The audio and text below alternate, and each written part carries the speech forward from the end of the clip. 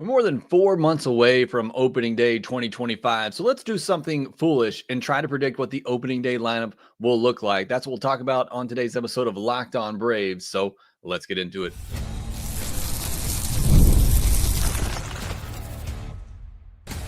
You are Locked On Braves, your daily Atlanta Braves podcast, part of the Locked On Podcast Network, your team every day. Hey, welcome back to Locked On Braves, part of Locked On Sports Atlanta, where we cover your favorite Atlanta sports teams each and every day. I'm your host, Jake Mastriani. You can follow me on social media at Shortstop Ball. Check out the podcast there at LockedOn_Braves. If you're watching this on YouTube, please do me a huge favor. Hit that subscribe button, hit that thumbs up button, and leave me a comment down below, as I promise you, it does help out a ton whenever you do those things. And you do a great job of doing those things, and I really do appreciate it. If you're listening on the audio version, make sure you leave me a 5-star review on Apple, Spotify, or wherever you get your podcasts. And again, big thank you to all my everydayers out there and those who continue to hit that thumbs up button, leave a comment, all those good things. Again, I really do appreciate it. On today's episode of Locked On Braves, we are going to try to predict the opening day roster for 2025. Probably a fool's errand at this point in the offseason when nothing has happened, but that's all the fun of it. So let me know your predictions as well as to those who are here live and those who are watching the replay. Let me know down in the comment section what you think the opening day lineup will be. If you don't want to predict all 26 on the roster, just let me know what you think the lineup will be and put that in the comment section down below. And you can start the NFL season with a big return on FanDuel. New customers can place a $5 bet and you'll get started with $150 in bonus bets if you win your first $5 bet. Visit FanDuel.com to get started. Well, as I said on today's episode, I want to try to predict what the opening day roster will be in 2025. And I realize I'm probably going to look very foolish come opening day, and that's fine. And that's why we do these now. It's a fun exercise, kind of like the mock trades that we did on Tuesday. It's a fun exercise. We all have opinions about it, and we're all likely going to be wrong. If we know anything about Alex Anthopoulos, he is looking at moves you have not even begun to think about yet, because that's just how he operates. I will say this before I get into my predictions. I feel like there's a chance this could be a very boring offseason, boring in the terms that I don't know if a big splash is coming. I don't know if a trade for Garrett Crochet, it doesn't look very likely. I don't think the Braves are going to have the prospects to get that done, the prospects that the White Sox want to get that done. I don't think they're going to sign Max Fried. I don't think they're going to get a Willy Adames. I'm not feeling very optimistic about a big splash coming this offseason. That said, I'm still very high and optimistic about this team.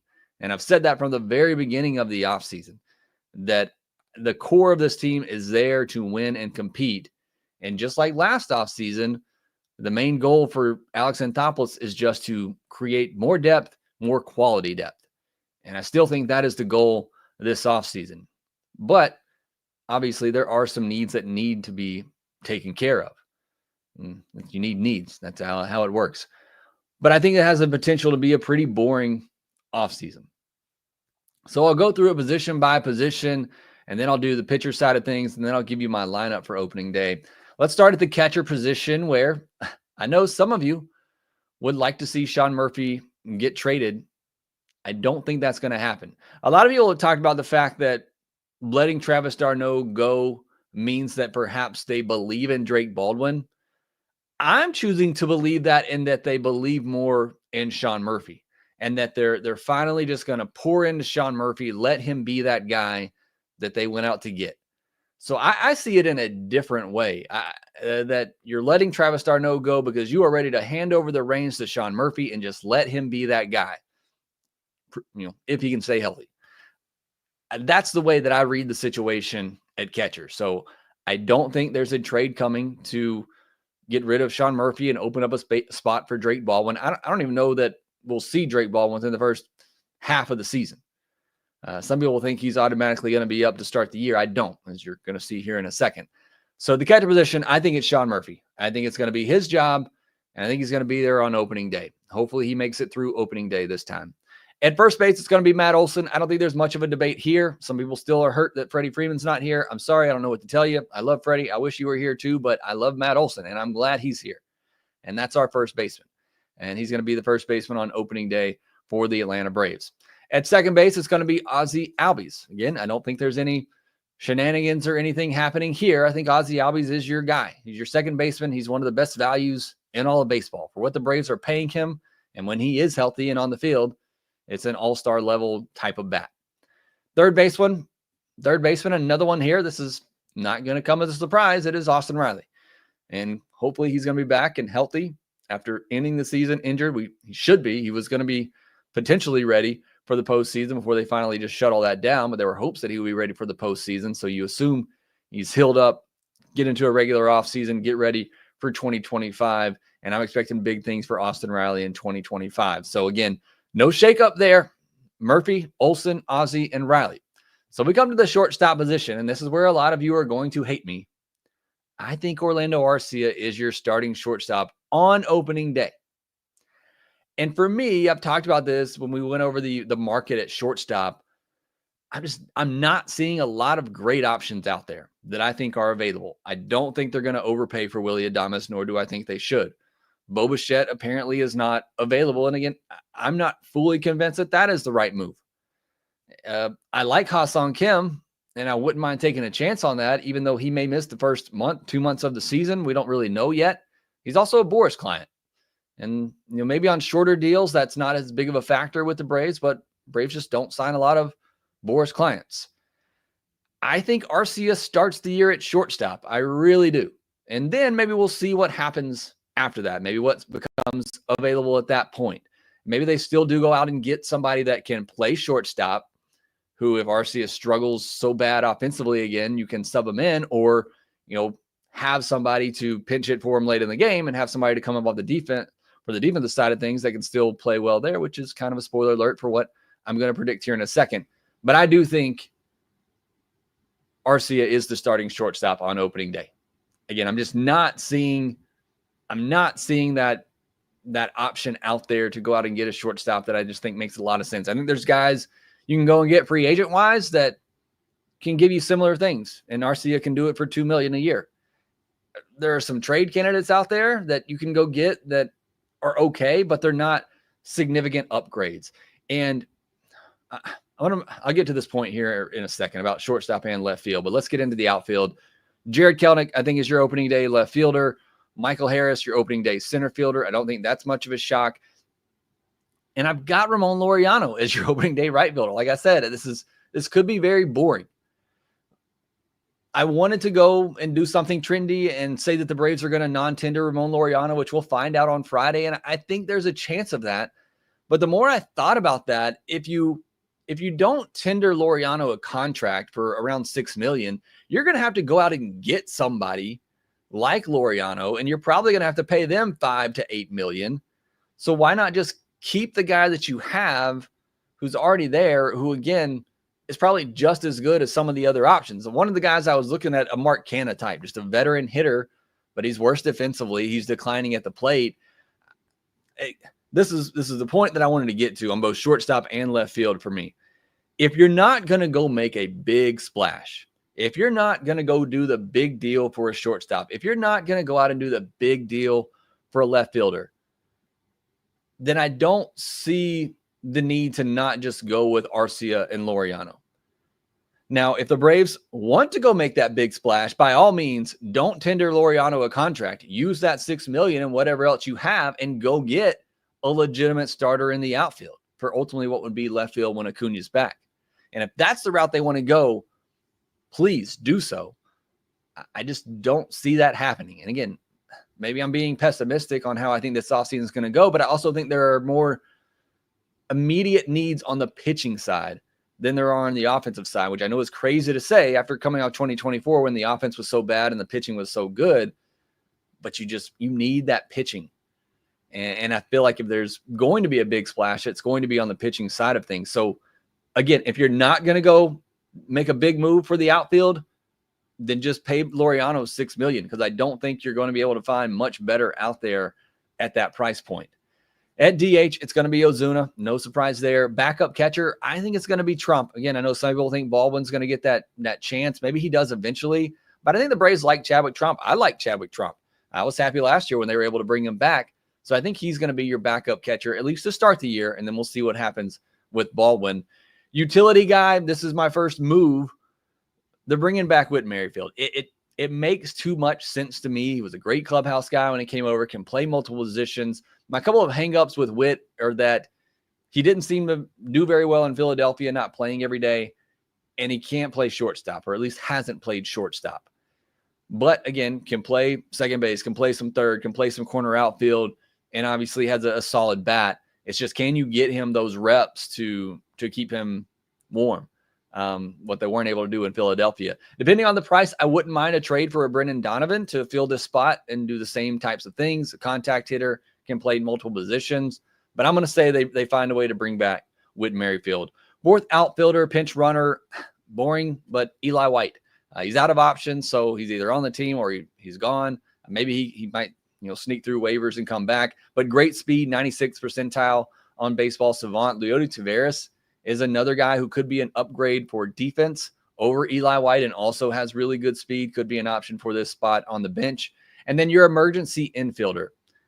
I'm going to say Nick Allen for now because he's on the roster, he's out of options, and he has a really good glove at shortstop. So this is what I was talking about earlier with Arcia. You have a good defensive shortstop on your bench, and Arcia's bat struggling as bad as it is. You can pinch hit with a Whit Merrifield late in the game. You can pinch hit with a Laureano, who's eventually on the bench when Acuna is back or something like that, and then replace him with a Nick Allen late game for defense. So again, it might not be Nick Allen. Nick Ahmed's a free agent that can do similar things. It would not surprise me at all if Eli White and or Nick Allen just both aren't on the team come opening day. But it's going to be similar types of players like that. And if you can make some marginal upgrades over those guys, then by all means do it. But I think for what those spots are on the bench, those guys can provide what is needed. So again, I know that's boring. No major moves there. In fact, the only move I'm making is bringing back Whit Merrifield. All the other guys they have are already in-house. But I think there needs to be more done on the pitching side. I think you need to save your resources for the pitching side of things, and we'll get into that here next. Tackle the NFL action with FanDuel, America's #1 sportsbook, because right now new customers can bet $5 and get $150 in bonus bets if you win. The FanDuel Sportsbook app gives you everything you need to place live bets on the NFL all in one place. So when you get a hunch in the middle of the game, you can check out the latest stats, view live play-by-play, and so much more on the same page where you place your bets. Just visit FanDuel.com to join today, and you'll get started with $150 in bonus bets if you win your first $5 bet. That's at FanDuel.com. You check out the World Series odds for 2025 right now. You'll see the Braves third. And part of the reason I've already said, the core is there for this team to win. It is just building out the depth. And the odds makers believe that as well for the Atlanta Braves. Also, make sure you visit FanDuel.com/playsafe for tools and resources to help you stay in control of the way that you play. Never waste a hunch and make every moment more with FanDuel, an official sportsbook partner of the NFL. Thank you so much for making Locked On Braves your first listen of each and every day. Now, do me a favor, go check out Locked On MLB for your second listen. Sully does a great job keeping you up to date with everything happening around Major League Baseball. You can check that out on YouTube as well, or wherever you get your podcasts. It's part of the Locked On Podcast Network. We are your team every day. I'll be back with one more episode this week on Friday, our mailbag episode. Anything crazy happens over the weekend with the non-tenders, which we'll talk about, any trades happen, maybe we'll do a bonus episode or a shorter episode, so be on the lookout for that. Now let's get to the pitching side of things, where if there is a big move to be made, I think this could be it. And I got a couple in here, and again, they're probably not going to wow you, but I certainly think on the pitching side is where we perhaps see more movement this offseason. Now, my top three starters are Chris Sale, Ronaldo Lopez, Spencer Schwellenbach. And again, this is opening day. I know Strider, Acuna, they're coming, but this is predicting the opening day roster. So I have Sale, Lopez, and Schwellenbach. So my number 4 starter is Jordan Montgomery. I like the bounce back opportunity here for Jordan Montgomery. I loved him last offseason, but not at the price that he was wanting, that Scott Boras was wanting for him. But I liked Jordan Montgomery, and I did not view him as a top of the rotation guy. I viewed him more as a middle rotation type of pitcher. Coming off a terrible year, I'm very much a believer in a bounce back season for Jordan Montgomery with a normal offseason, all of that, new team, fresh start. I'm I'm buying into the bounce back for Jordan Montgomery. Plus, I feel like you maybe have an opportunity to get a good pitcher here pretty cheap. If you work out a trade, kind of like what I talked about yesterday, maybe you throw a Joe Jimenez with a Bryce Elder or somebody like that, maybe a middling prospect. So, Diamondbacks are getting a reliever for 2026, and they're getting a prospect back for a guy who they're really just, it seems like, ready to cut ties with and save as much money as they can. Or maybe you throw them a David Fletcher with a middling type prospect. I feel like there's an opportunity here to get Jordan Montgomery for what would essentially be $15, $17 million a year. And he turns out to be a workhorse for you and is more like a number 3 starter that I thought he was going into last offseason. Now, there's all the obvious Walker Buehler possibility here. He's a candidate for this. I don't know if you can do both. I would certainly love to see that happen. But I think Walker Buehler's another candidate for this spot. I just feel like he's getting reference to the Braves too much for it to happen. It's almost like Nathan Eovaldi, who's been linked to the Braves already. And for me, when I see somebody linked to the Braves, I just immediately think, okay, well, they're not signing with the Braves. So I know Walker Buehler, Nathan Eovaldi, they make a ton of sense, but it's almost like they make too much sense for me to believe it's happened. But I'd be fine with either of those guys.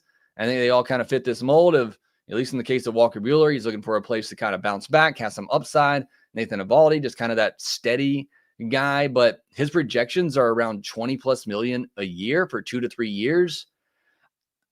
Let me know what you think. Would you rather, if you can save some cash in a trade for Jordan Montgomery where you're paying him 17 million a year, would you rather have that, or would you rather sign a Nathan Eovaldi for 20, 22 million a year for 2 to 3 years? And for me, I'd rather take the shorter term deal, less risk in Jordan Montgomery, and a guy that Nathan Eovaldi, who can be good at times, but can also have some hiccups as well. It's personally, I think it's just a Charlie Morton. I think it's maybe a little bit better version of a Charlie Morton, a guy that when he's on, he can be really, really good, but when he's off, he can be really, really bad.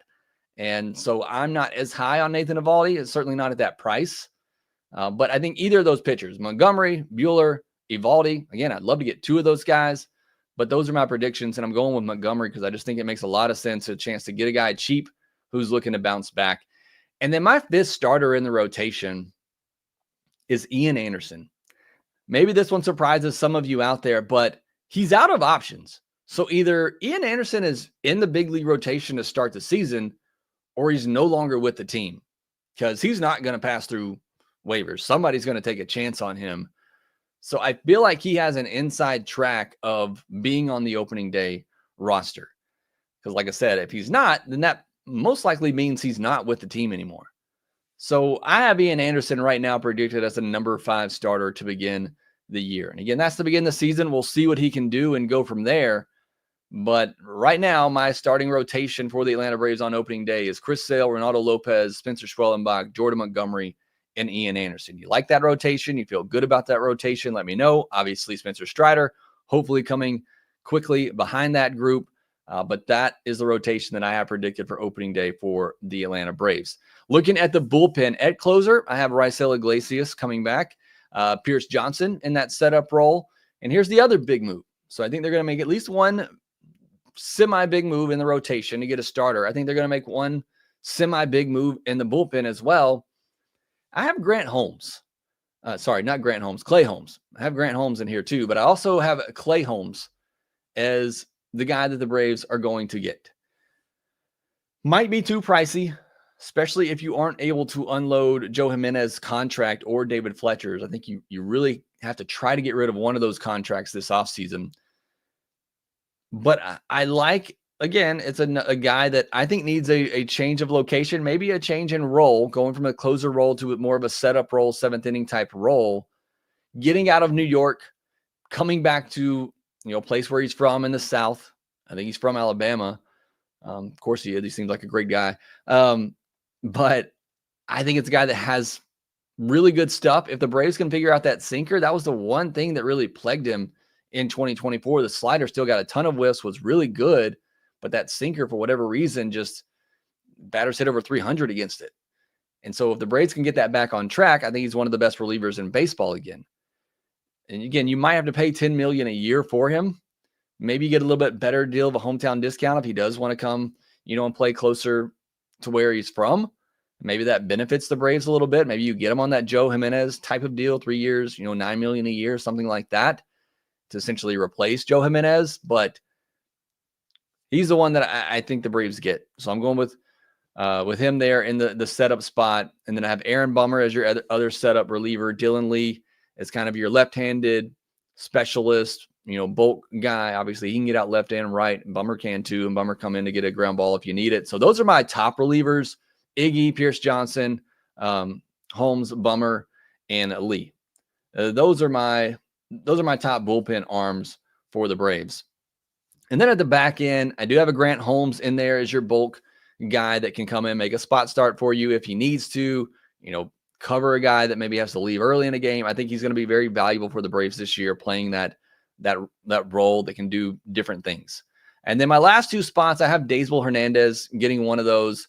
And then just for fun, let's say Jesse Chavez gets the final bullpen spot. I really don't know who's going to get that final bullpen spot, but either way, I think the Braves have some great options in the bullpen, even after losing Jimenez. I mean, just think of what it is right now with Iggy, Johnson, Bummer, Lee, and Grant Holmes. I mean, that's still 5 really good arms. And I think you can throw Daysbel in there as well as a 6th arm. So the Braves bullpen is still really good, even with the loss of Jimenez.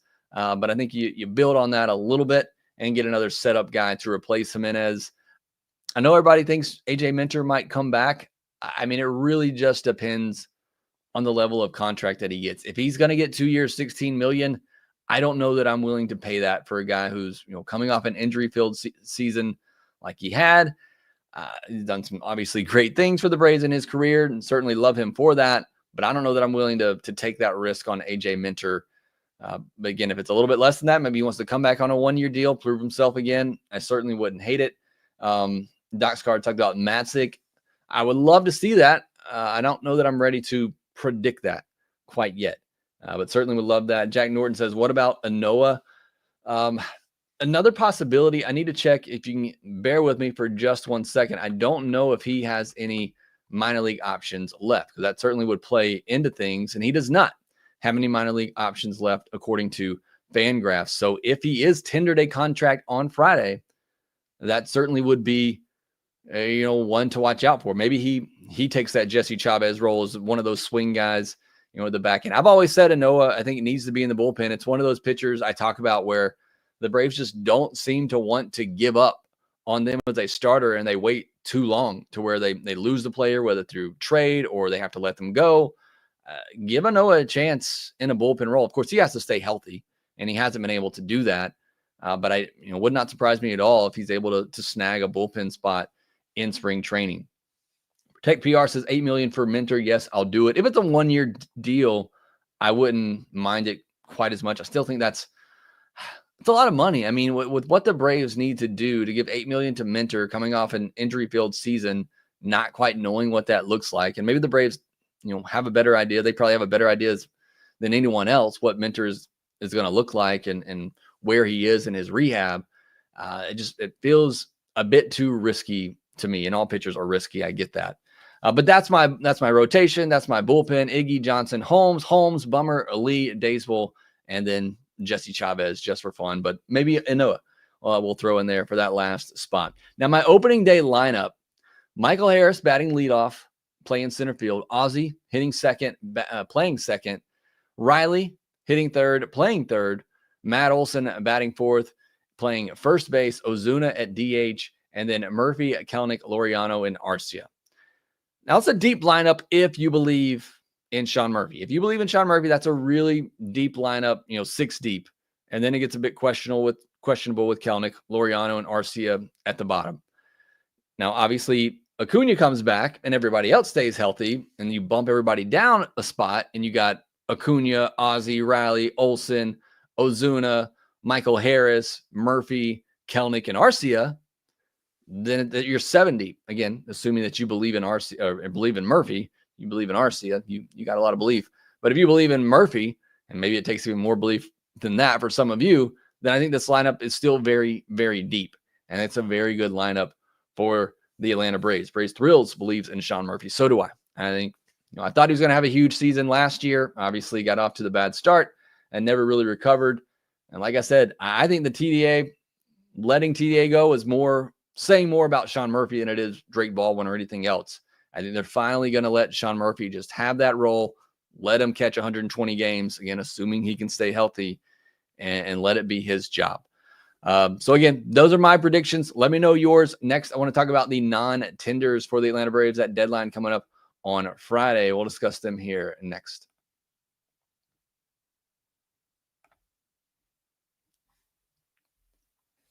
On Friday afternoon, the Braves will have to make some decisions on a few of their non-tendered candidate players. Ramon Laureano is one, projected to make around $6 million. So again, that's not cheap money, but who are you going to replace him with? Especially with Acuna already not going to be ready to start the season. Who are you going to go out and get? And if you're not going to make a big splash, I say just go with Laureano, or at least keep him for now until you decide what to do. But I think they're going to tender Laureano, but it would not surprise me if they don't. Huascar Ynoa projected to make less than $1 million. Again, he's out of options. So for that reason, I would not be surprised if they don't tender him. But, in fact, he's going to make less than $1 million, or at least projected to. I wouldn't be surprised either if they pick that one up. Jared Kelenic projected $2.3 million. They'll pick that one up. Dylan Lee, $1.2 million.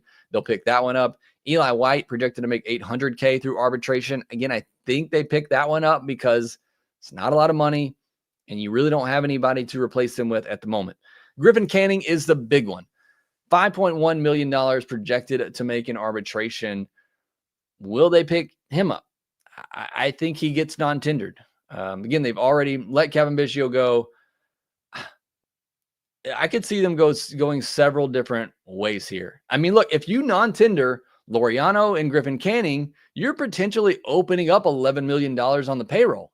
And you've already, let go of Kevin Biggio, who's projected to make $4 million.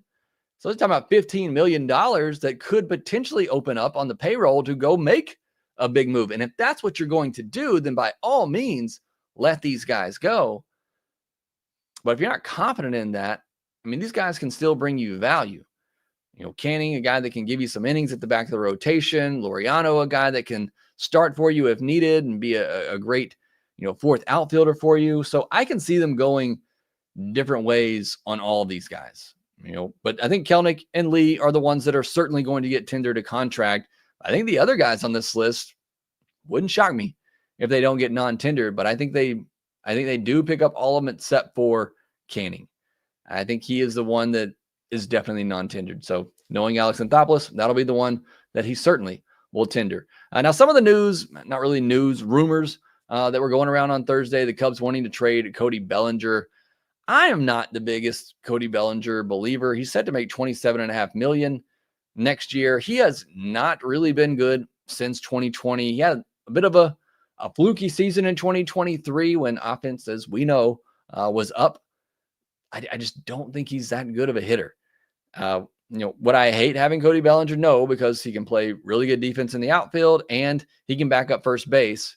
And he has become more of a contact-oriented type of hitter and can get on base. So he can do some good things for you. I'm not saying he's a terrible player, but at that price, Cubs would have to eat a lot of money for me to want Cody Bellinger. So I would be out on that.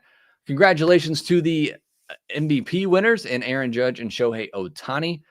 Again, not a lot of surprise there. Everybody knew that was going to be the case. That's amazing seasons for Ohtani, who was set to be a pitcher next year too. So we'll see how that plays out. And Aaron Judge, maybe one of the best home run hitters that we've seen. That's all the talk right now with Aaron Judge. So congratulations to those guys. Hopefully Ronald is back and healthy soon, and he will be competing in that conversation once again. But certainly those two guys are great themselves and certainly earned those awards in 2024. Although my guy, Bobby Witt Jr., I thought what he did for the Royals was pretty amazing, but clearly Aaron Judge, the winner there.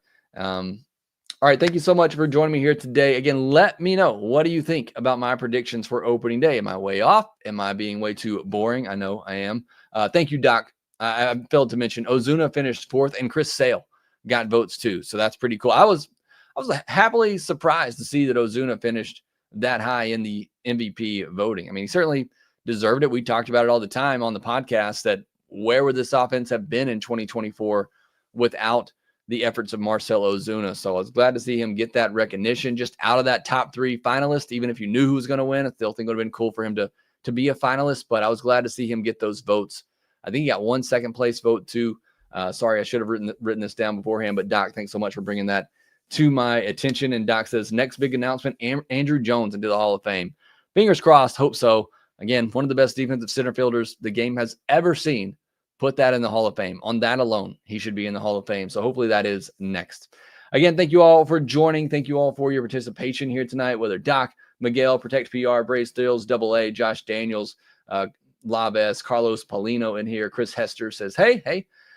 Thank you all for joining me here live on today's episode. Emmanuel Fuentes, thank you all for being here live. Jack Norton as well. Appreciate you being in here on today's podcast. If you haven't already, please hit that thumbs up button. Hit the subscribe button if you haven't already. If you're in here with me live, I'm sure you already have, but just in case, make sure you hit that subscribe button. Leave me a comment down below. Again, let me know your predictions for the lineup for opening day.